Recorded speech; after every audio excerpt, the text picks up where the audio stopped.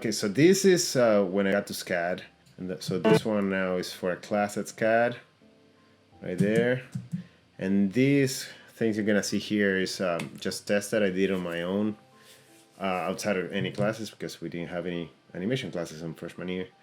But I just kind of wanted to keep moving in that, department. Kind of wanted to improve. Thing is, I didn't have anyone to look at my stuff yet. I think. You see, in this world, there's two kinds of people, my friend. Those with loaded guns, and those who dig. You dig. So that one was, my second attempt at acting. This one I did it because I wanted to get in a reel for the Pixar internship during my freshman year.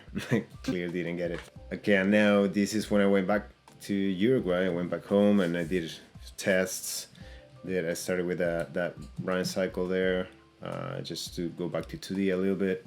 And then I did this guy. I think I used How to Cheat in Maya book by Kenny Roy. Great book, by the way.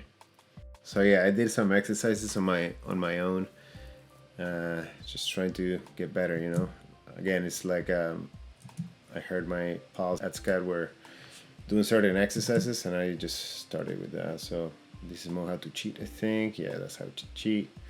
I did a baseball throw. I think here's when you start seeing that things started to click a bit more. I had watched some tutorials from Jason Ryan. I think if he's not the founder, one of the founders of iAnimate. But before he started that, he had some online tutorials. I got to see how he was working in 2D, and I got to see how he was treating energy. Kind of like if it comes to a stop, it needs some time, and then comes back, and things like that. That helped a ton. It was like a huge click in my head. So yeah, here I heard my friends at SCAD were doing a flour sack animation, so I was like, okay, I gotta do a flour sack animation. Here we go.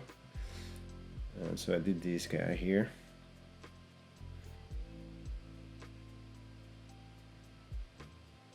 It's a fun one. Oop.